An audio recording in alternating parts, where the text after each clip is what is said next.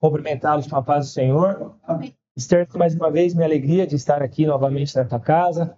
Rick é meu amigo, meu irmão, e estou muito feliz de poder partilhar da palavra do Senhor com os amados irmãos. Sem perca de tempo, abre comigo em Apocalipse, capítulo de número 2.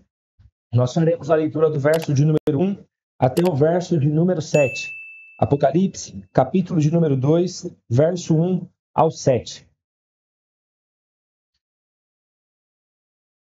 Apocalipse, capítulo de número 2, do 1 ao 7, nos diz a Santa Escritura. Ao anjo da igreja em Éfeso escreve: Estas coisas diz aquele que conserva na mão direita as 7 estrelas e que anda no meio dos 7 candeeiros de ouro. Conheço as tuas obras, tanto o teu labor como a tua perseverança, e que não podes suportar homens maus, e que pusestes à prova os que a si mesmos se declaram apóstolos e não são, e os achastes mentirosos. E tem perseverança, e suportastes provas por causa do meu nome, e não te deixastes esmorecer. Tenho, porém, contra ti, que abandonastes o primeiro amor. Lembra-te, pois, de onde caíste, arrepende-te e volta à prática das primeiras obras, senão, venho a ti, e moverei o seu lugar, o teu candeeiro, caso não te arrependas. Tens, contudo, a teu favor, que odeia as obras dos nicolaítas, as quais eu também odeio. Quem tem ouvidos, ouça o que o Espírito diz às igrejas. Ao vencedor, dar-lhe-ei que se alimente da árvore da vida que se encontra no paraíso de Deus. Oremos aos irmãos, feche apenas os olhos, mantenha a Bíblia aberta. Santo e poderoso Deus, nós louvamos a Ti, como igreja Tua que estamos, para ouvir a Tua voz. A despeito de quem prega, Senhor, fala com Teu povo, assim como o Senhor já falastes comigo. Que o Senhor trate os nossos corações e nos fortaleça para que continuemos firmes na Tua obra, na Tua igreja, até a volta do Senhor Jesus Cristo. A quem nós oramos, a quem tributamos honra, glória, poder e força. No nome dele nós oramos. Amém. Queridos irmãos, nunca foi tão fácil sair da igreja, como também nunca foi tão difícil permanecer nela. Há muitas pessoas que vêm e que vão, que passam por este lugar e por tantas outras igrejas, mas que infelizmente não permanecem nela. Sem contarmos também com os muitos escândalos envolvendo o nome da igreja, a liderança da igreja, os ministros que estão ali como coluna de Deus para pregar o evangelho. Tudo isso, irmãos, vão minando a nossa fé, vão minando os nossos corações, vão minando as nossas forças, a nossa alegria de permanecermos firmes na igreja do Senhor. Um dado feito pela agência missionária CEPAL em 2024 diz que cerca de 6,9% dos que se dizem evangélicos se declaram desigrejados. Isso corresponde a cerca de 7 em cada 100 pessoas que se dizem cristãs. Elas se intitulam desigrejadas e estão fora da igreja. Nessa manhã, irmãos, eu quero encorajar cada um de nós que aqui estamos a permanecermos firmes na igreja. Esse é o tema da nossa exposição dessa manhã. Permaneça firme na igreja do Senhor. Nosso texto começa com algumas expressões. Verso de número 1 diz assim: Ao anjo da igreja em Éfeso escreve essas coisas, diz aquele que conserva na mão direita as 7 estrelas e que anda no meio dos 7 candeeiros de ouro. Essas expressões, anjo da igreja, 7 estrelas e candeeiros, elas dizem algo aqui para nós. O anjo da igreja aqui refere-se aos presbíteros, aos líderes, aos pastores que estão incumbidos da missão de liderar a igreja do Senhor. Essa expressão vai aparecer nas outras 6 igrejas do Apocalipse. Ao anjo da igreja escreve, ao anjo da igreja escreve, ao anjo da igreja escreve. Essa carta, essa mensagem de Deus foi endereçada aos líderes dessa igreja. Mas o texto não para por aí. As 7 estrelas e os 7 candeeiros, o verso de número 20 do capítulo 1, vai responder para a gente o que são isso. Leia comigo o verso número 20 do capítulo 1. Quanto ao mistério das 7 estrelas, que vistes na minha mão direita, e os 7 candeeiros de ouro, as 7 estrelas são os anjos das 7 igrejas, e os 7 candeeiros são as 7 igrejas. Irmão, essa carta foi endereçada à liderança da igreja. Essa carta e essa mensagem de Apocalipse foi dada também aos membros da igreja. O que isso diz para nós? Diz que essa mensagem também é para nós. As 7 igrejas aqui representam toda a igreja no mundo. O 7 é o número da perfeição e da totalidade de Deus. Todos os líderes, todas as igrejas, todos os membros. Essa mensagem de Apocalipse é para toda a igreja, inclusive a igreja do Trindade. Irmãos, eu quero destacar aqui a primeira lição do porquê eu e você devemos permanecer firmes na igreja do Senhor.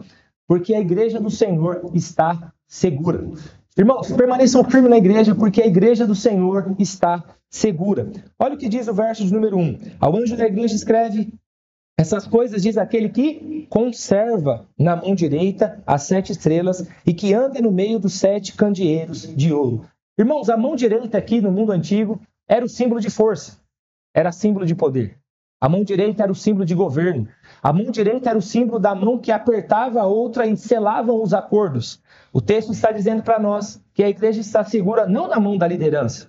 A igreja não está segura na mão do conselho. A igreja não está segura por causa dos membros que estão aqui há 100 anos, há 1000 anos. A igreja está segura na mão direita do próprio Cristo.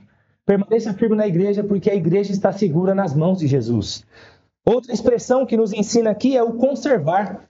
A igreja está segura e o texto diz aquele que conserva na mão direita. A expressão conservar aqui é uma ideia de segurar firme.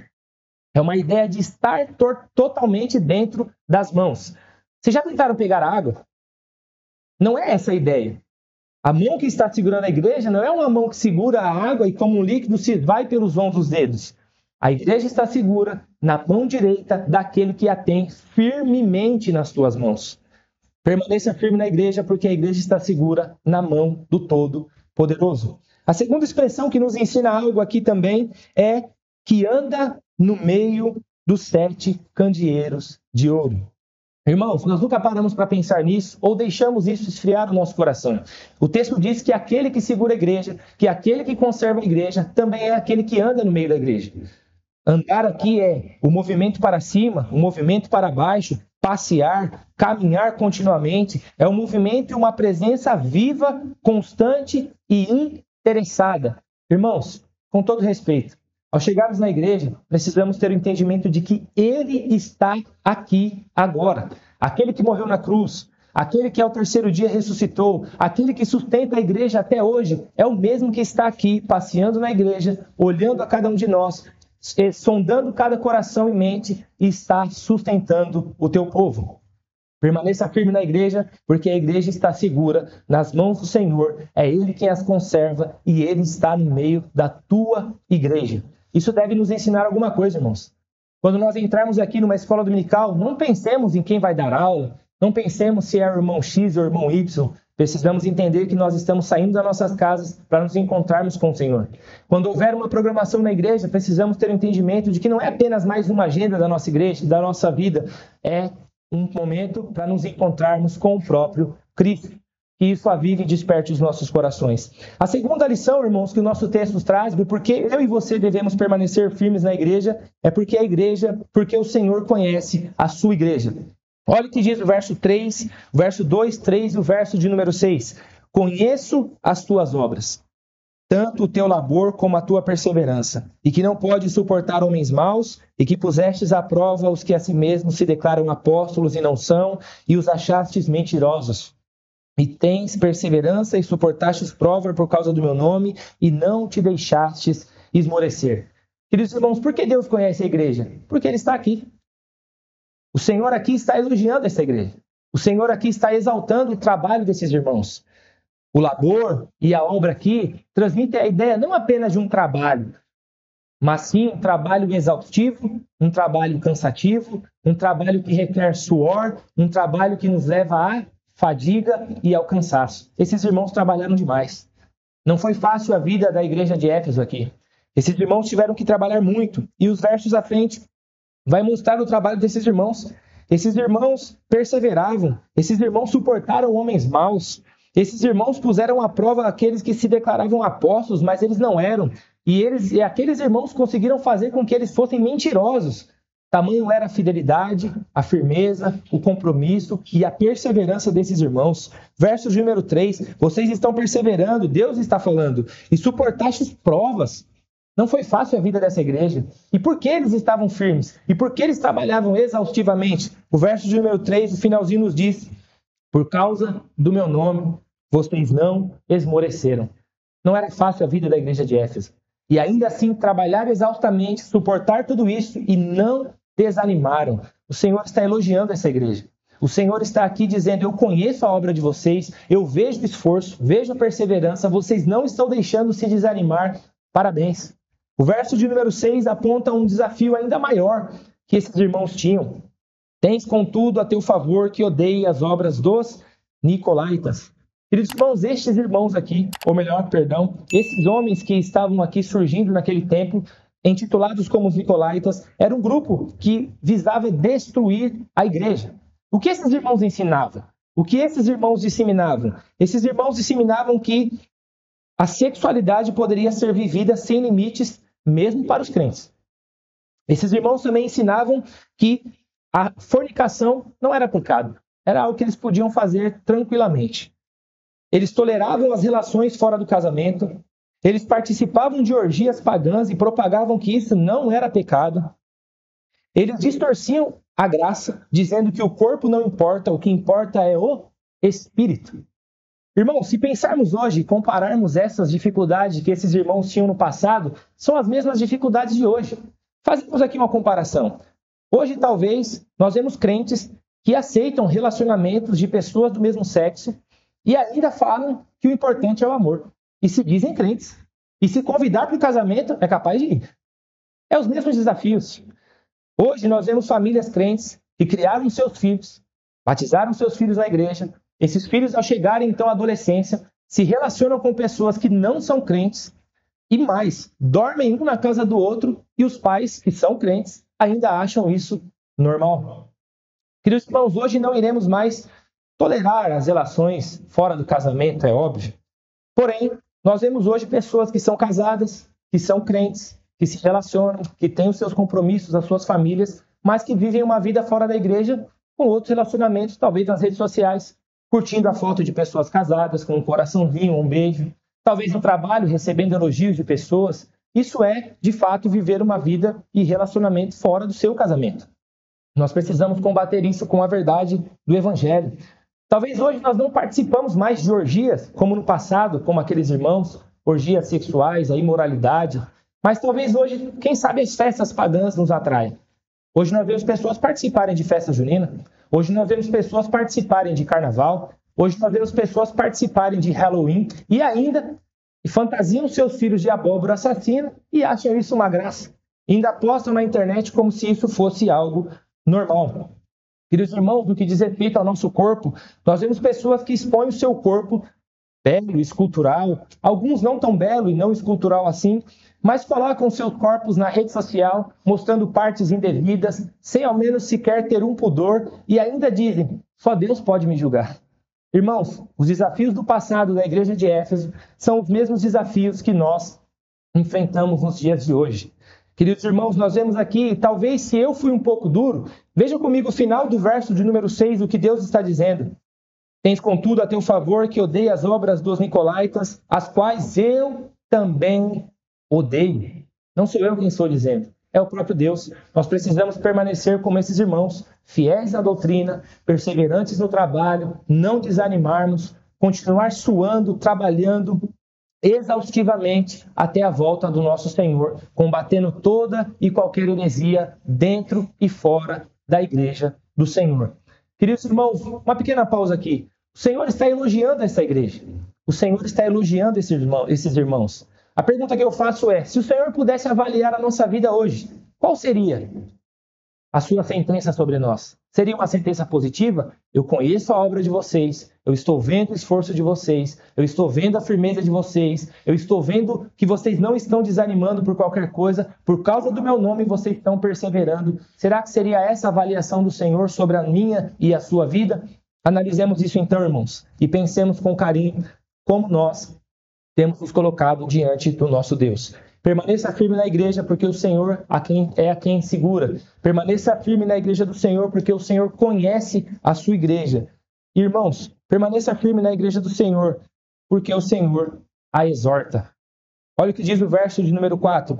Tenho, porém, contra ti que abandonaste o primeiro amor.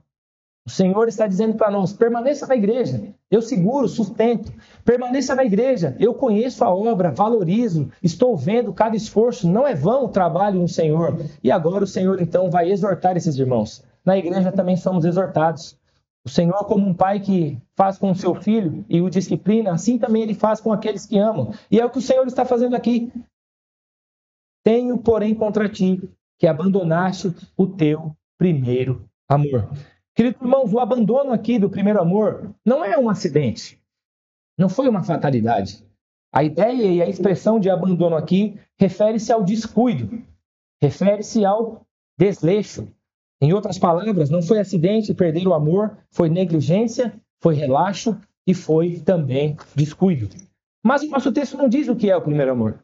Nosso texto não fala o que é esse sentimento, este amor que o texto está mencionando, mas eu, pesquisando aqui, extraí alguns ensinamentos para que a gente possa relembrar um pouco. O primeiro amor, o que é o amor que Jesus vem antes de tudo. Jesus vem antes de qualquer coisa. Esse é o primeiro amor. Vem antes do trabalho. Eu não faço porque o Rick pediu. Eu não faço porque eu vou ser visto, eu vou aparecer na internet. Eu faço porque é para o meu Jesus. A segunda coisa que descreve o primeiro amor forte, firme, aceso em nossos corações é o amor por Jesus que vem antes das opiniões das pessoas. As pessoas vão criticar? Vão. As pessoas vão comentar? Vão. Vão falar? Vão. Até mesmo dentro da nossa própria casa. Mas estou fazendo para o meu Senhor. E isso é o que nos move, isso é o que nos impulsiona. É também um amor por Jesus que vem antes do entretenimento. O entretenimento é importante, é legal, é bênção, mas o meu compromisso com Cristo está em primeiro lugar. É aquele também que vem antes dos desejos pessoais. Nós temos muitas realizações a fazer, planejamos e pensamos, mas se isso não agrada, não louva o nosso Deus, então nós não fazemos. O primeiro amor pensa nisso, pensa na glória de Cristo. O primeiro amor é aquele que Jesus vem antes dos nossos desejos e das nossas realizações pessoais. O primeiro amor também é aquele que o coração está sensível ao pecado. Quando a gente falha, aquilo remói o nosso coração. A gente vai para casa e pensa, a gente não consegue dormir. Esse é o primeiro amor. O primeiro amor também é aquele que o desejo é em agradar somente ao Senhor. Nós não nos preocupamos com as opiniões dos outros, se vamos entristecer as pessoas, o nosso chefe, o nosso pai, nossa mãe. Nós vamos agradar ao Senhor Jesus Cristo. O primeiro amor é aquele também que não negocia com o pecado. O errado é errado, o certo é certo. Eu costumo dizer para alguns rapazes lá do trabalho que eu não vou para casa me arrependendo do que eu fiz de certo, mas eu vou para casa me arrependendo do que eu fiz de errado. Irmãos, esses são sintomas e sinais daquele coração que está em Deus, que está pulsando no Senhor. Agora nós temos evidências também de um coração que está perdendo o primeiro amor. É o coração que já não ora mais. Quando der, eu tiro um tempo e oro. A oração já não passa a ser mais a prioridade. A oração já não passa a ser mais algo que nos move, que nos lança na presença do Senhor. É uma opção. Se sobrar tempo, eu também leio a Bíblia. Nós não buscamos a orientação na palavra de Deus mais. E isso são evidências de um coração que está perdendo o amor. Outra característica, depois eu vou para o culto. Tem culto tem culto toda semana, então quando der eu vou na terça, se não der eu vou na quinta, se não der eu vou no pequeno grupo, se não der no domingo eu vou no outro.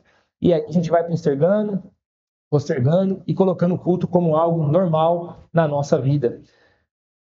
A outra característica das evidências de um coração que está perdendo o amor, tem ceia todo mês. Quando der, eu sei. Nós não nos importamos mais que a ceia é o momento em que nós nos assentamos à mesa com o Senhor Jesus Cristo. Nós não nos preocupamos mais que a ceia é o momento em que nós selamos nossa aliança, em que nós renovamos a nossa aliança, em que nós lançamos nossas lágrimas e falamos, Senhor, eu fiz tudo errado até aqui, mas essa ceia me renova, me coloca de pé, me fortalece e eu vou continuar firme. Nós não participamos mais com o mesmo amor e com o mesmo fervor. Ser santo também acaba se tornando uma opção. Ser santo não é uma opção, irmãos. É a nossa vida. Ser santo está em nós, faz parte de nós. Afinal de contas, um Deus santo requer do seu povo santidade. Um Deus de amor requer do seu povo amor.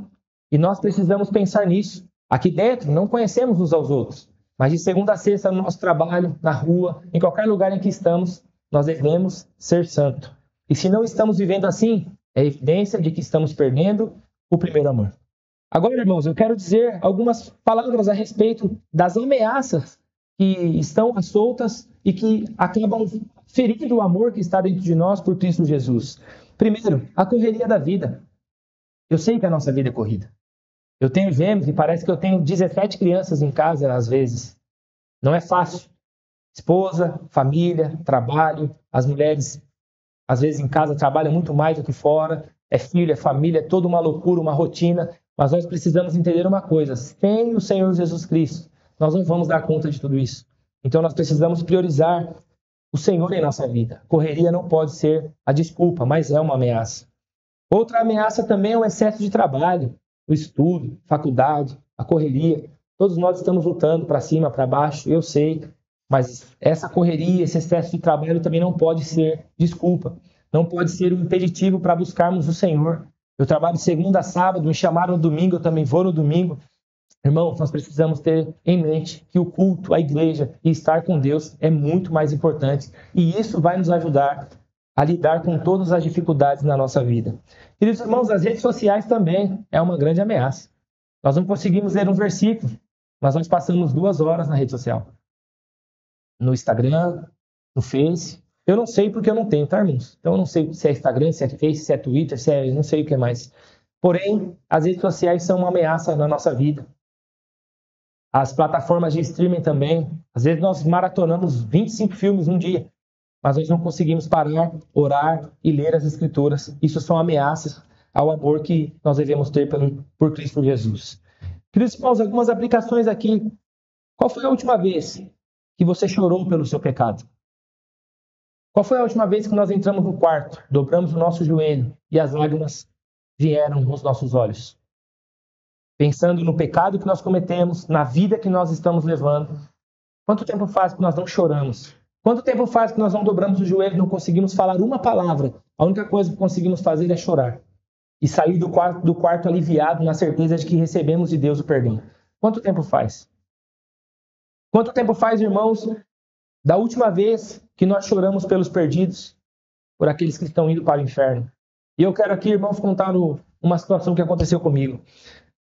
Meditando no texto, eu e minha esposa moramos lá num lugar onde o tráfico tem crescido cada vez mais. Está ficando cada vez mais insuportável lidar com isso.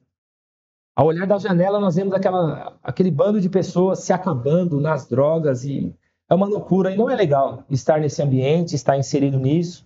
Não é legal você criar os seus filhos nessa situação.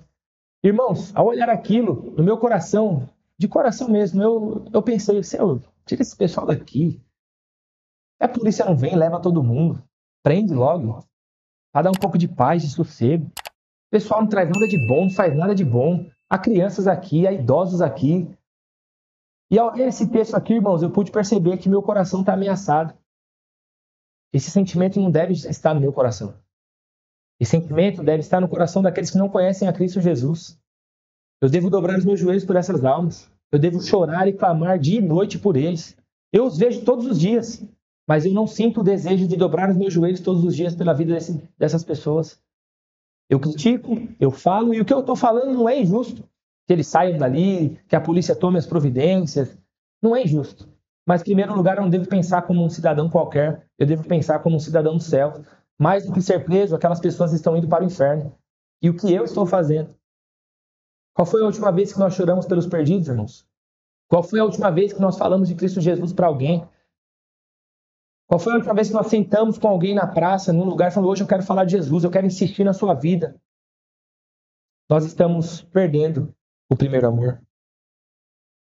Queridos irmãos, qual foi a última vez que você, ao meditar na palavra de Deus, se alegrou porque Deus falou com você? Não foi o pastor, não foi o presbítero, não foi o Hernandes, nem o Nicodemos. Eu li a palavra e aquela palavra veio como uma flecha no meu coração, num problema que eu passava, numa dificuldade que eu estava. Quanto tempo faz que isso não acontece? Quanto tempo faz que quando você que começou sua conversão, ao ler a Bíblia pela primeira vez, se encantava, se apaixonava? Meu, ali um verso, eu aprendi, eu decorei. Meu Deus, eu vou falar disso para alguém. Isso são, irmãos, ameaças que estão no nosso coração. Que nós, irmãos, tenhamos a diligência de analisarmos melhor como nós estamos nos comportando.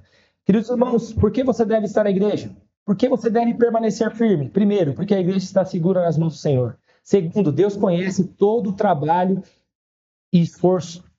Terceiro, na igreja somos exortados. O Senhor cutuca a nossa ferida. O Senhor vem aonde nós estamos falhando. O Senhor não tem meias palavras. É aqui o erro. É aqui a falha. Tenho, porém, contra ti. Vocês estão deixando o primeiro amor. E agora, irmãos, a quarta e última lição que nós extraímos desse texto está no verso de número 7. Quem tem ouvidos, ouça o que o Espírito diz às igrejas. Ao vencedor, dar-lhe-ei que se alimente da árvore da vida que se encontra no paraíso de Deus. Irmãos, por que você deve permanecer firme na igreja? Porque a igreja tem uma promessa. Essa promessa é a promessa de vida eterna. Essa promessa é a promessa de se alimentar da árvore da vida. O reino de Deus é um reino de amor. O reino de Deus é um reino eterno, onde não haverá dor, não haverá pranto, não haverá choro. Será um reino de paz. Estaremos com aquele que é o amor em pessoa. Queridos irmãos, quem volta ao primeiro amor aqui, desfrutará do amor perfeito lá. A igreja tem uma promessa. E nós só podemos falar de promessa, de vida eterna, de árvore da vida, porque um dia Cristo Jesus morreu. Na igreja, irmãos, nós estamos seguros. Seguros não na mão da liderança, mas nas mãos de Cristo. Na igreja, irmãos, nosso trabalho não é vão. Nosso trabalho é reconhecido pelo próprio Deus. Na igreja, nós somos corrigidos e nós precisamos disso. O próprio Deus vem e mostra o que cada um de nós aqui precisamos mudar e melhorar. E a igreja tem uma promessa. Mas mais do que isso, irmãos, na igreja também nós temos um caminho para a restauração. Propositalmente eu deixei para ler o verso de número 5 agora com vocês. Se talvez eu e você aqui nos identificamos com alguma característica do primeiro amor, talvez se você está bem, se você está desfrutando do primeiro amor, louvado seja Deus por isso, permaneça assim. Mas se você se identifica com alguma característica de perder o primeiro amor ou alguma ameaça que foi lida aqui está sondando o seu coração, eu peço que você tenha paz. O verso de número 5 traz um caminho para a restauração. E o texto diz o seguinte, leiam comigo atentamente. Lembra-te, pois, de onde caístes, arrependa-te e volte à prática das primeiras obras. E se não, venho a ti e moverei do seu lugar o teu candeeiro, caso não te arrependas. Irmãos, sonhe o coração, cada um aqui, e lembre aonde eu e você caímos. Qual foi o obstáculo que nos derrubou? O que fez esfriar o nosso coração? Por que deixamos o fervor? Por que deixamos a alegria de estar na casa do Senhor? Por que deixamos o prazer de ver vida chegando aqui? Ou de pregar o evangelho lá? Sonde o coração cada um. A orientação de Cristo aqui é lembra você de onde caiu. A segunda coisa, o segundo passo para essa restauração, se arrependa. Mas não é um sentimento, uma emoção que toma o nosso coração momentaneamente. Arrependimento é mudança de direção, de consciência.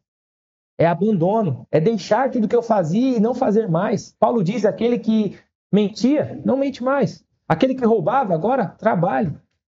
Esse é o arrependimento verdadeiro, que aquebranta o nosso coração, a semelhança de Davi. Lembra-te de onde caíram. Arrependa-se. E o texto então segue dizendo, e volte à prática das primeiras obras. Volte a ser como você era. Voltemos a ser como éramos, irmãos. Deus é o mesmo. Cristo continua sendo o mesmo. É o que nos salvou, é o que deu a vida por nós, é o que pagou o nosso pecado ontem, hoje, amanhã e sempre. Voltemos à alegria da salvação. Voltemos ao prazer de pertencer à igreja. Voltemos ao prazer de servir com excelência. Voltemos ao prazer de amar os nossos irmãos e ter irmãos para contar.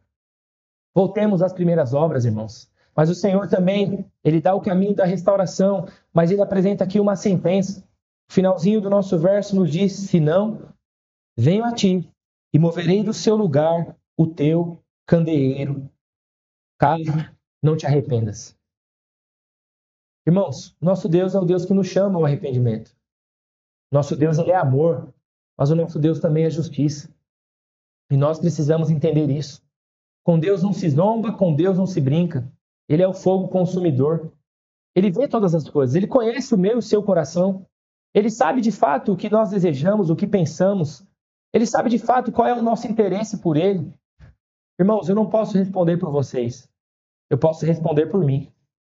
E seja esse, irmãos, um tempo onde essa palavra invada os nossos corações e nos leve a lembrar de onde caímos. E nos leve também ao arrependimento genuíno e verdadeiro. E nos leve a voltar à alegria que tínhamos quando conhecemos a Cristo Jesus. Onde nós orávamos com facilidade, onde nós líamos a Bíblia com facilidade, onde nós falávamos de Jesus para todas as pessoas, onde qualquer encontro era motivo para falar de Cristo, para cantar um hino, para falar de Jesus, para orar por alguém. Irmãos, voltemos a essa prática. Permaneça firme na igreja. Primeiro, porque a igreja está segura nas mãos do Senhor. Permaneça firme na igreja, porque o Senhor conhece o trabalho de cada um aqui. Ele vê, sabe, sonda todas as coisas. Permaneça firme na igreja, porque aqui você é corrigido. Porque aqui Deus não aceita o nosso erro, falha e pecado. Permaneça firme na igreja, porque a igreja tem uma promessa. E essa promessa é a de vida eterna. Permaneça firme na igreja, porque quando nós cairmos, o Senhor sempre apresentará um caminho para a restauração. Lembra-te de onde caíste. Arrependa-te e volte a primeiras obras. Feche os olhos, curve vossas cabeças.